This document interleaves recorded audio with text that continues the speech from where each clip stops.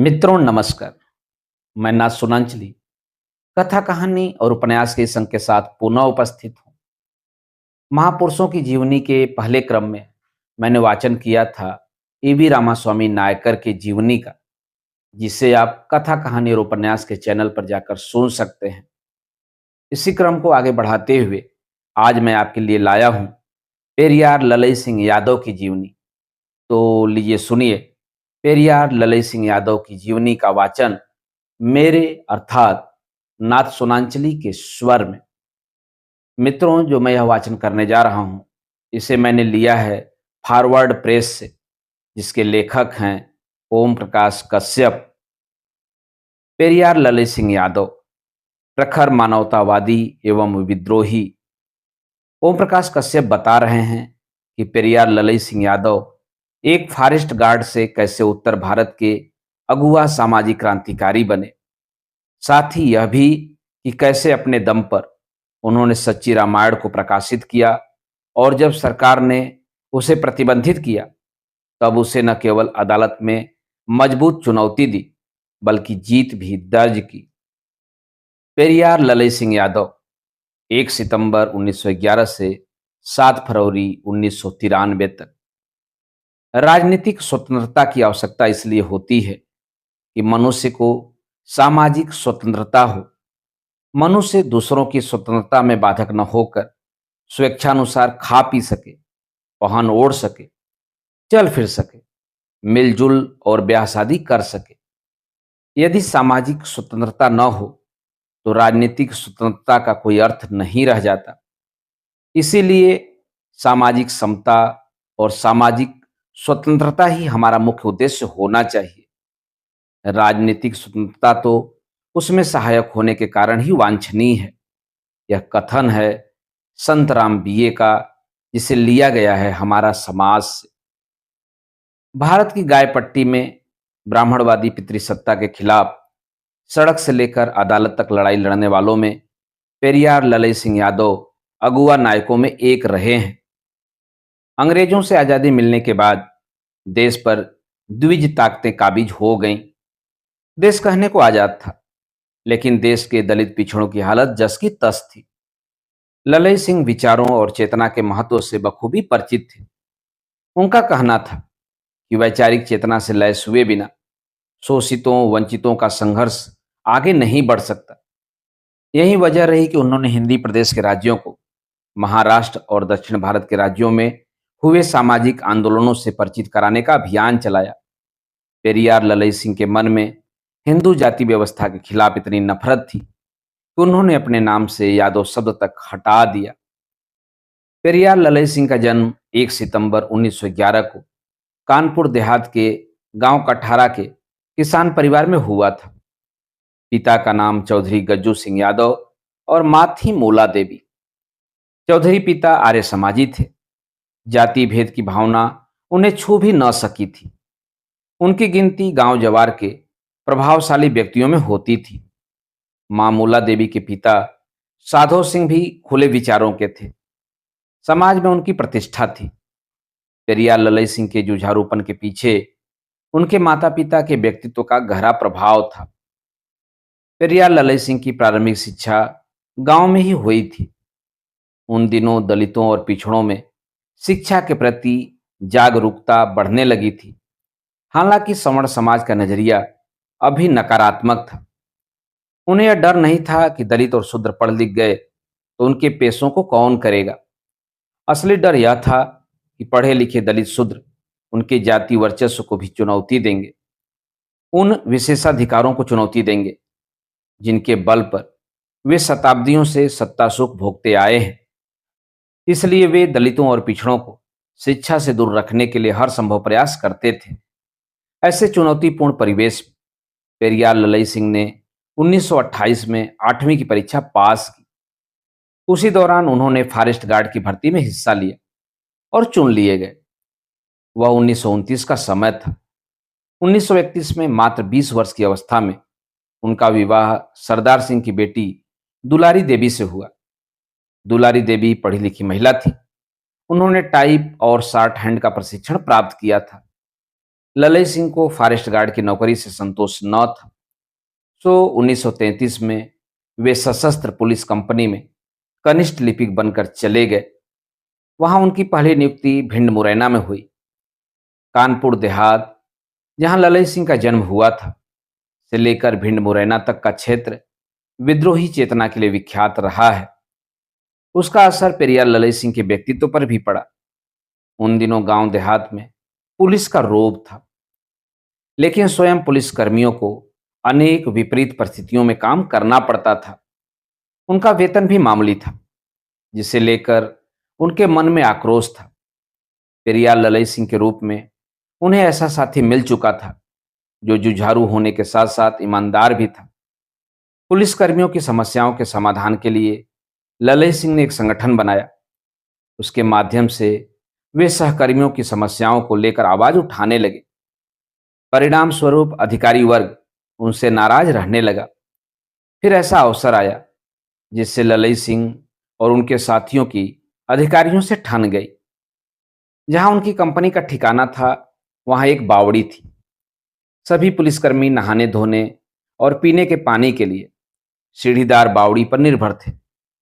नहाने धोने के लिए सीढ़ियों का इस्तेमाल किया जाता था, सो बचा हुआ पानी वापस बावड़ी में चला जाता था।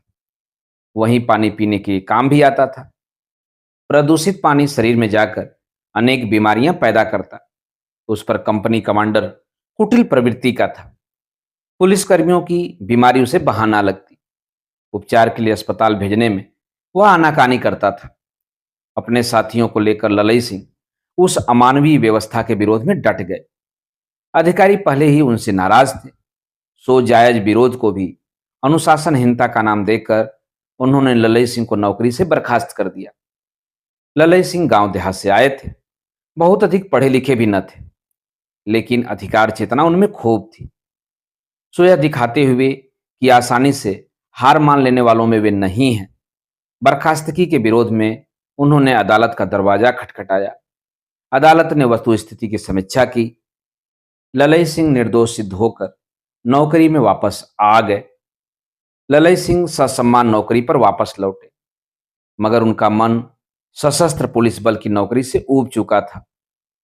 वे समय निकालकर पढ़ाई करने लगे। इसका उन्हें फायदा भी हुआ।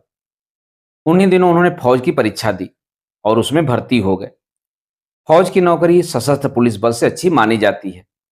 माना जाता है कि सरकार भी फौजियों पर पूरा ध्यान देती है, लेकिन अंदरूनी हालात इससे अलग थे, खासकर ललई सिंह जैसे जुझारू व्यक्ति के लिए। फौज में रहते हुए ललई सिंह ने सैनिक जीवन की विसंगतियों को समझा और उनके विरोध में आवाज उठाने लगे। 1946 में उन्होंने नॉन गजेटेड पुलिस मुलाजिमान एंड आर्मी संघ की स्थापना की तथा उसके अध्यक्ष चुन लिए गए। एक ओर नौकरी की चुनौतियां और संघर्ष थे, तो दूसरी ओर व्यक्तिगत जीवन की त्रासदियां। ललई सिंह का पारिवारिक जीवन बहुत कष्टमय था। उनकी पत्नी, जो उन्हें कदम कदम पर प्रोत्साहित करती थी, वे 1939 में ही चल बसी थी। परिजनों ने उन पर दूसरे विवाह के लिए दबाव डाला, जिसके लिए वे कतई तैयार न थे। 7 वर्ष पश्चात 1946 में उनकी एकमात्र संतान, उनकी बेटी शकुंतला का मात्र 11 वर्ष की अवस्था में निधन हो गया। कोई दूसरा होता तो कभी का टूट जाता, परंतु समय मानो बड़े संघर्ष के लिए उन्हें तैयार कर रहा था। निजी जीवन का दुख दर्द उन्हें समाज में व्याप्त दुख दर्द से जोड़ रहा था। उसी वर्ष उन्होंने सिपाही की तबाही पुस्तक की रचना की। सिपाही की तबाही छप न सकी। भला कौन प्रकाशक ऐसी पुस्तक छापने को तैयार होता। सो ललई सिंह ने टाइप कराकर उसकी प्रतियां अपने साथियों में बंटवा दी। पुस्तक लोक सुरक्षा की जिम्मेदारी उठाने वाले सिपाहियों के जीवन की त्रासदी पर आधारित थी। परोक्ष रूप से वह व्यवस्था के नंगे सच पर कटाक्ष करती थी। पुस्तक में सिपाही और उसकी पत्नी के बीच बातचीत के माध्यम से घर की तंगहाली को दर्शाया गया था। पुस्तक का समापन करते हुए उन्होंने लिखा था, वास्तव में पादरियों, मुल्ला मौलियों, पुरोहितों की अनदेखी कल्पना स्वर्ग तथा नरक नाम की बात बिल्कुल झूठ है। यह है आंखों देखी हुई, सब पर बीती हुई सच्ची नरक की व्यवस्था सिपाही के घर की। इस नरक की व्यवस्था का कारण है सिंधिया गवर्नमेंट की बदइंतजामी। अतः इसे प्रत्येक दशा में पलटना है, समाप्त करना है। जनता पर जनता का शासन हो, तब अपनी सब मांगें मंजूर होंगी। पुस्तक में आजादी और लोकतंत्र दोनों की मांग ध्वनित थी। पुस्तक के सामने आते ही पुलिस विभाग में खलबली मच गई। सैन्य अधिकारियों को पता चला तो पुस्तक की प्रतियां तत्काल जब्त करने का आदेश जारी कर दिया। उस घटना के बाद ललई सिंह अपने साथियों के हीरो बन गए। मार्च 1947 में, जब आज़ादी कुछ ही महीने दूर थी, उन्होंने अपने साथियों को संगठित करके नॉन गजटेड पुलिस मुलाजिमान एंड आर्मी संघ के बैनर तले हड़ताल करा दी। सरकार ने सैनिक विद्रोह का मामला दर्ज कर भारतीय दंड संहिता की धारा 131 के अंतर्गत मुकदमा दायर कर दिया। ललई सिंह को 5 वर्ष के सश्रम कारावास तथा 5 रुपए का अर्थदंड सुना दिया गया। वे जेल में चले गए। इस बीच देश आजाद हुआ। अन्य रजवाड़ों की तरह ग्वालियर स्टेट भी भारत गणराज्य का हिस्सा बन गया। 12 जनवरी 1948 को लगभग 9 महीने की सजा काटने के बाद ललई सिंह को कारावास से मुक्ति मिली। वे वापस सेना में चले गए। 1950 में सेना से सेवानिवृत्त होने के पश्चात उन्होंने अपने पैतृक गांव झीझक को अस्थायी ठिकाना बना लिया। वैचारिक संघर्ष को आगे बढ़ाने के लिए वहीं उन्होंने अशोक पुस्तकालय नामक संस्था गठित की। साथ ही सस्ता प्रेस के नाम से प्रिंटिंग प्रेस भी आरंभ किया। कारावास में बिताए 9 महीने ललई सिंह के नए व्यक्तित्व के निर्माण के थे। जेल में रहते हुए उन्होंने प्राचीन भारतीय ग्रंथों का अध्ययन किया।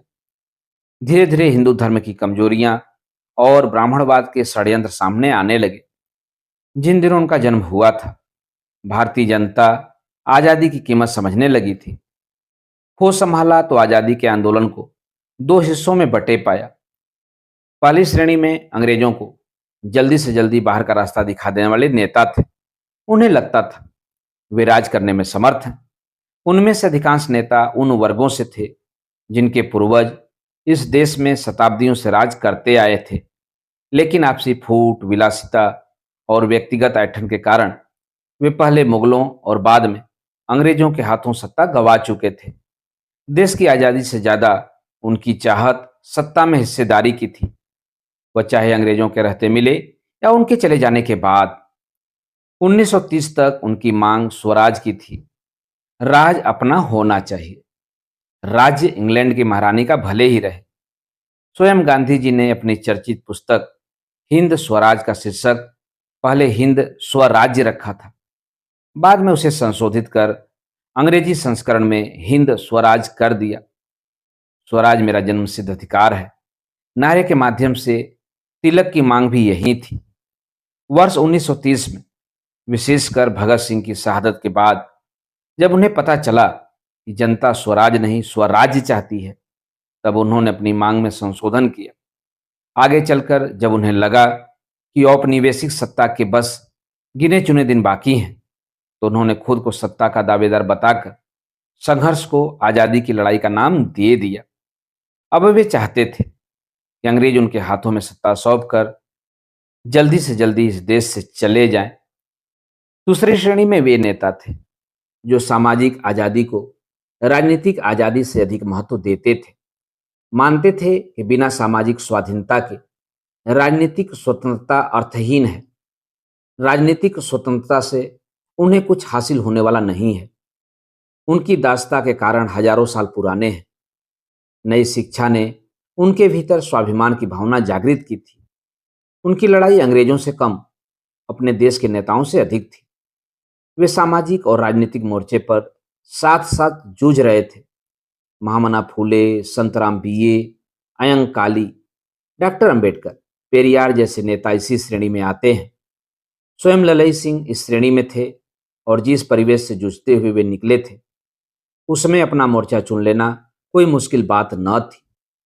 भविष्य के संघर्ष की रूपरेखा क्या हो, इस बारे में वे सोच ही रहे थे कि 1953 में उनके पिता का भी निधन हो गया। ललई सिंह के लिए यह बड़ा आघात था। पिता उनके लिए प्रेरणा शक्ति थे। अपने अधिकारों के संघर्ष के संस्कार पिता की ही देन थे। एक एक कर उनके सभी परिजन जा चुके थे। परिवार के नाम पर अब वे स्वयं थे। दूसरी ओर था पूरा देश, खासकर धार्मिक और जातीय बंधनों से आहत समाज, उनके अलावा चारों ओर पसरी चुनौतियां थी। एक बड़ा कार्यक्षेत्र उनकी प्रतीक्षा कर रहा था। धर्म ग्रंथों के निरंतर अध्ययन द्वारा उन्हें पता चला कि हिंदू धर्म असल में राजनीतिक षड्यंत्र है। ब्राह्मण पुरोहित उनके नीतिकार हैं। क्षत्रिय अपनी ताकत से लोगों को डराने दबाने का काम करते हैं और निहित स्वार्थ के लिए वैश्य इस व्यवस्था का आर्थिक पोषण करते हैं। भाग्य, कर्म फल, स्वर्ग नरक, पाप पुण्य, छूत अछूत में उलझे बहुजन इसे समझ ही नहीं पाते हैं। धर्म ग्रंथों में ब्राह्मणों के अनर्गल बखान से ललय सिंह को इस षड्यंत्र की तह तक जाने में मदद मिली थी। वे समझ चुके थे कि हिंदू धर्म तथा उसके ग्रंथ सवर्णों की राजनीतिक महत्वाकांक्षाओं के औजार हैं। जेल में रहते हुए उन्होंने डॉक्टर अंबेडकर के भाषणों को सुना था, जिन्होंने हिंदू धर्म को धर्म मानने से इनकार कर दिया था।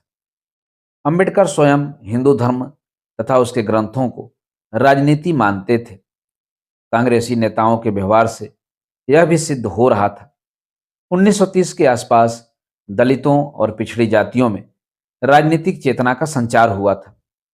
त्रिवेणी संघ जैसे संगठन उसी का सुफल थे। उसकी काट के लिए कांग्रेस ने पार्टी में पिछड़ों के लिए अलग प्रकोष्ठ बना दिया था। उसका मुख्य उद्देश्य था किसी न किसी बहाने पिछड़ों को उलझाए रखकर उनके वोट बैंक को कब्जे में जमाए रखना। दूसरा कारण पिछड़ी जातियों में शिक्षा का बढ़ता स्तर तथा उसके फलस्वरूप उभरती बौद्धिक चेतना थी। उससे पहले पंडित अपने प्रत्येक स्वार्थ को शास्त्रोक्त बताकर थोप दिया करते थे। बदले समय में बहुजन उन ग्रंथों को सीधे पढ़कर निष्कर्ष निकाल सकते थे। इसलिए महाकाव्य और पौराणिक कृतियां, जिनका प्रयोग ब्राह्मण आदि अल्पजन बहुजनों को फुसलाने के लिए करते थे, जिनमें बहुजनों के प्रति अन्याय और अपमान के किस्से भरे पड़े थे, वे अनायास ही आलोचना के केंद्र में आ गए। हमें याद रखना चाहिए कि उत्तर प्रदेश, बिहार, राजस्थान, हरियाणा आदि राज्यों में निर्णायक राजनीतिक शक्ति बन चुके यादवों को छत्री मानने पर ब्राह्मण आदि अल्पजन आज भले ही मौन हों, मगर उससे पहले वे उनकी निगाह में क्षुद्र यानी शूद्र ही थे। महाभारत, जिसमें कृष्ण को अवतार के रूप में प्रस्तुत किया गया है, उसमें भी ऐसे अनेक प्रसंग हैं जब कृष्ण का उसकी जाति के आधार पर मखौल उड़ाया जाता है। D.R. भंडारकर यादवों को भारतीय वर्ण व्यवस्था से बाहर का गढ़ समूह यानी पंचम वर्ण मानते हैं। त्रिवेणी संघ की सिद्धांत पुस्तिका त्रिवेणी संघ का बिगुल का प्रकाशन 1940 में हो चुका था। उसके लेखक यदुनंदन प्रकाश मेहता ने धर्म के नाम पर हो रहे आडंबरों पर टिप्पणी करते हुए उसमें लिखा था, धार्मिक मंदिरों और मठों के बाहर साइन बोर्ड टंगा हुआ है कि जाति पाति पूछे नहीं कोई, हरि के भजे से हरि का होई। लेकिन भीतर जाकर देखिए कि कैसी कैसी करामातें हो रही हैं। पुजारी कौन हो सकता है जो उसमें जाति का ब्राह्मण हो, चाहे वह नया हो, साधु या कम ही पढ़ा लिखा क्यों न हो। भंडारी कौन हो सकता है जो उसमें जाति का ब्राह्मण हो, चाहे उसे पाचन कर्म का भले ज्ञान न हो। अमुक साधु अमुक जाति का है, इसलिए उसे अमुक काम दिया जाए। ब्राह्मण साधु दूसरी जाति के साधु का बनाया हुआ नहीं खा सकता। क्या यहाँ धर्म की ओट में धर्म का शिकार नहीं किया जाता? तो त्रिवेणी संघ ऐसी धार्मिक धंधावलियों, लूटों, अन्यायों, अत्याचारों, अंधेरों और स्वार्थों का अंत सदा के लिए कर देना चाहता है और उनके स्थान पर धर्म का सच्चा रूप बताकर जनता को उजाले में ले जाना चाहता है। यही चीजें ललित सिंह यादव का मानस निर्माण कर रही थी। देश को आजादी मिल चुकी थी, मगर जिस स्वाधीनता की कामना आजादी के साथ की गई थी, वे सपना ही थी, विशेष रूप से सामाजिक आजादी का सपना। ललित सिंह समझ चुके थे कि यहां से आगे का रास्ता संघर्ष का है, जो उन्हें स्वयं तय करना है। वे रिपब्लिक पार्टी ऑफ इंडिया के सदस्य बन गए। उनकी आवाज कड़क थी, एक सैनिक का जोश उसमें भरा होता था। बिहार में बाबू जगदेव प्रसाद त्रिवेणी संघ के आंदोलन को आगे बढ़ाने में जुटे थे, तो उत्तर प्रदेश में रामस्वरूप वर्मा ने समाज दल की स्थापना कर यथास्थितिवादी राजनीतिक दलों के विरुद्ध एक और मोर्चा खोल दिया था। उधर रिपब्लिकन पार्टी डॉक्टर अंबेडकर के बाद बिखरने लगी थी। ललई सिंह उसे छोड़ रामस्वरूप वर्मा के साथ जुड़ गए। बाद में जगदेव प्रसाद के शोषित दल और रामस्वरूप वर्मा के समाज दल का एकीकरण हुआ तो उनके लिए लड़ाई और भी आसान हो गई। वे इन दलों के सम्मेलन में बने शोषित समाज दल तथा वैकल्पिक राजनीति के प्रचार में जी जान से जुट गए। उन दिनों ईवी रामास्वामी पेरियार अपने विचारों के प्रचार प्रसार के लिए देश विदेश की यात्राएं कर रहे थे। इसी सिलसिले में जब वे उत्तर प्रदेश आए तो संभवतः 1967 में ललई सिंह का उनसे संपर्क हुआ। पहली मुलाकात में ही पेरियार ललई सिंह उनके व्यक्तित्व से प्रभावित हो गए। रामस्वरूप वर्मा ने 1 जून 1968 को अर्जक संघ की स्थापना की। पेरियार ललई सिंह उनके साथ भी प्राण प्राण से जुड़ गए। पेरियार से पहली मुलाकात के समय ही ललई सिंह ने उनकी पुस्तक रामायण ए टू रीडिंग को हिंदी में प्रकाशित करने का मन बना लिया था। इसके लिए उन्होंने पेरियार से चर्चा की। पेरियार उस पुस्तक के हिंदी अनुवाद की अनुमति चंद्रिका प्रसाद जिज्ञासु को दे चुके थे। कुछ ही महीने बाद जुलाई 1968 में ललई सिंह को रामायण ए टू रीडिंग का हिंदी संस्करण प्रकाशित करने की लेखकीय सहमति प्राप्त हो गई। सहमति मिलना अलग बात थी, पुस्तक प्रकाशित होकर बाजार में आना दूसरी बात। कोई भी प्रकाशक हिंदी अनुवाद छापने को तैयार न था। ललई सिंह हार मानने वालों में न थे। उन्होंने पुस्तक को अपनी अशोक पुस्तकालय नामक संस्था से प्रकाशित करने का फैसला कर लिया। आगे चलकर यही संस्था सच्ची रामायण सहित उनकी दूसरी पुस्तकों की प्रथम प्रकाशक बनी। सच्ची रामायण का हिंदी अनुवाद राम आधार ने किया था।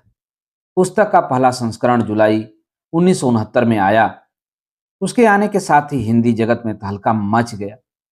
पुस्तक को हिंदुओं की धार्मिक भावनाएं आहत करने वाली बताकर उसके विरोध में प्रदर्शन होने लगे।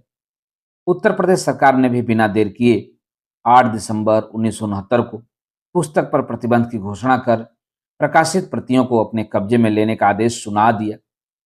सरकार का मानना था कि पुस्तक समुदाय विशेष की धार्मिक भावनाओं का अपमान करती है। इससे समाज में शांति भंग होने का खतरा है। यह भी कहा गया कि पुस्तक जानबूझकर समाज में अशांति फैलाने के ध्येय से लिखी गई है। प्रतिबंध केवल हिंदी संस्करण को लेकर था। अंग्रेजी संस्करण दी रामायण ए टू रीडिंग के तमिल और अंग्रेजी संस्करण उन दिनों भी धड़ल्ले से बिक रहे थे। ललई सिंह सरकार के निर्णय से आहत थे। उन्हें लगा कि भारतीय समाज आज भी लोकतांत्रिक भावना से दूर है। उन्होंने प्रदेश सरकार के विरुद्ध अदालत में अपील कर दी, लेकिन मन हिंदू धर्म से खट्टा हो चुका था। वैसे भी ईश्वर, धर्म, आत्मा, परमात्मा, स्वर्ग, नरक आदि में विश्वास वे पेरियार के संपर्क में आने से पहले ही खो चुके थे। अब उनका इरादा हिंदू धर्म को हमेशा के लिए छोड़ देने का था। इसके लिए उन्होंने विभिन्न धर्मों का अध्ययन करना आरंभ कर दिया। यहाँ डॉक्टर अंबेडकर उनके प्रेरणा पुरुष बने। बौद्ध धर्म उन्हें अपनी कसौटी पर खरा लगा। जैसे जैसे उनका अध्ययन बढ़ रहा था, वैसे वैसे ब्राह्मण धर्म के षड्यंत्र भी खुलकर सामने आ रहे थे। उन्हें यह लगा कि जातियां हिंदू समाज को बांटने का काम करती हैं। अपनी सत्ता को बचाए रखने के लिए ही ब्राह्मणों ने हजारों जातियों की रचना की है। यहाँ तक कि शोषितों के भी 2 वर्ग बना दिए गए हैं।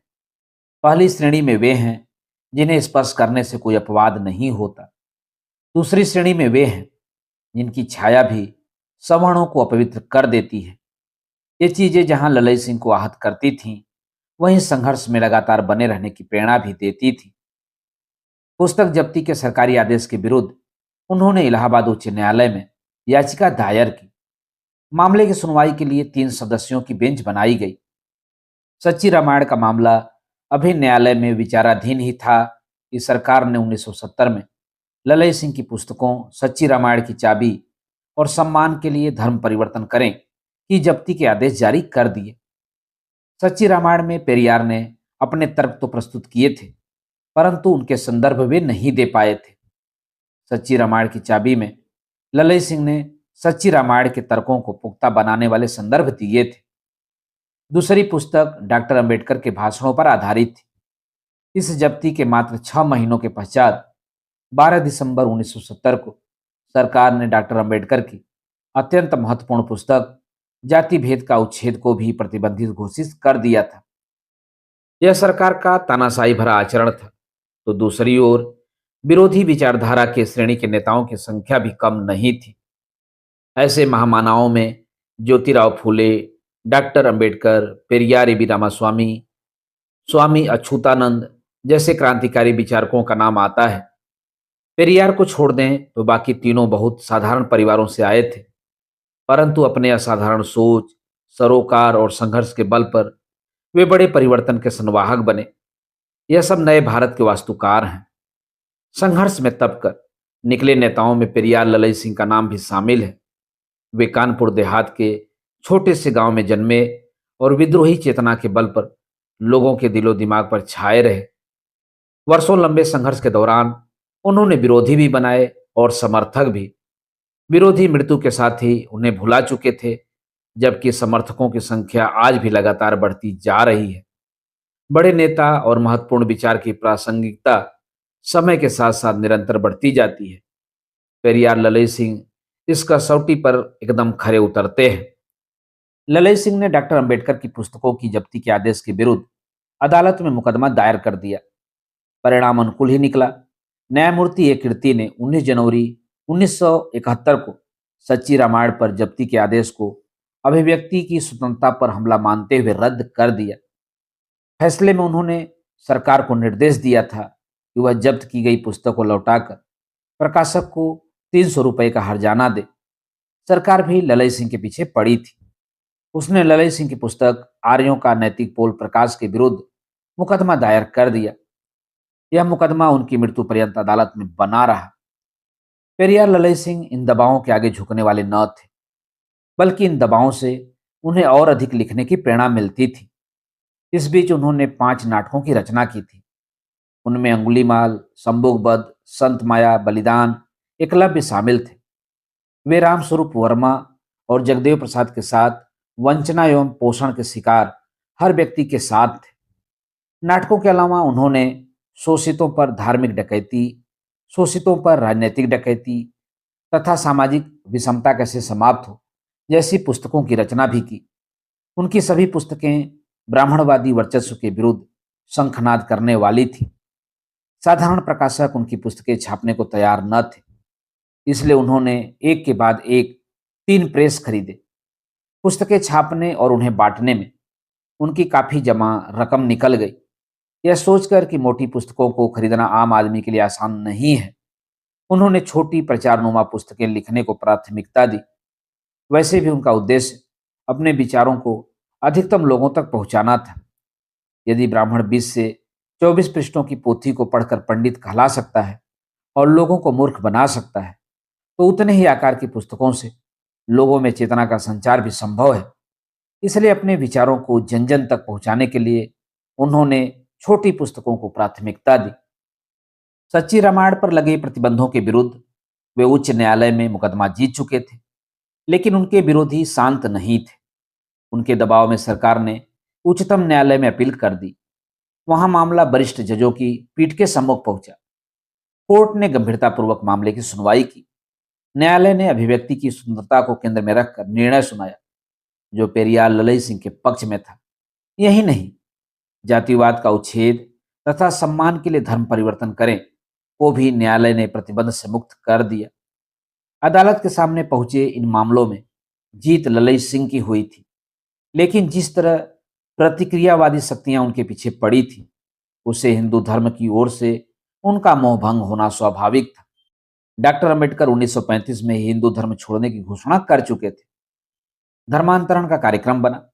14 अक्टूबर 1956 को पेरियार ललई सिंह अपने प्रेरणा पुरुष के साथ ही धर्मांतरण करना चाहते थे, लेकिन अचानक खून की उल्टी होने के कारण उन्हें अपना फैसला रोकना पड़ा।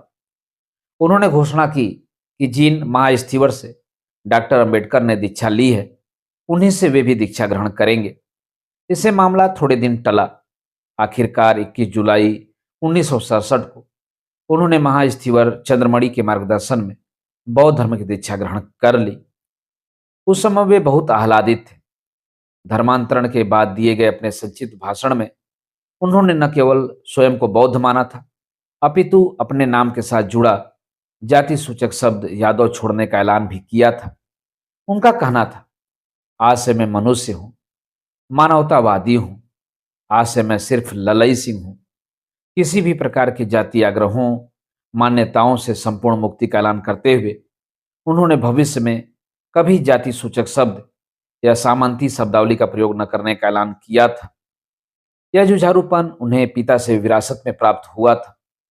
रामस्वरूप वर्मा ने अपने संस्मरण में एक घटना का उल्लेख किया है। वह हमारे चुनाव प्रचार में भूखे प्यासे एक स्थान से दूसरे स्थान भागते, बोलने में कोई कसर नहीं रखते थे। उनके जैसा निर्भीक मैंने दूसरा नहीं देखा। एक बार चुनाव प्रचार से लौटे पेरियार ललई सिंह जी को मेरे साथी ट्रैक्टर टाली से लिए जा रहे थे। जैसे ही खटकर गांव के समीप से ट्रैक्टर निकला, उन पर गोली चला दी गई। संकट का आभास पाते ही वह झुक गए। गोली कान के पास से निकल गई। लोगों ने गांव में चलकर रुकने का दबाव डाला, किंतु वह नहीं माने। निर्भीकता से उन्होंने कहा, चलो जी, यह तो कट्टेबाजी है। मैंने तो तोपों की गड़गड़ाहट में रोटियां सेकी हैं।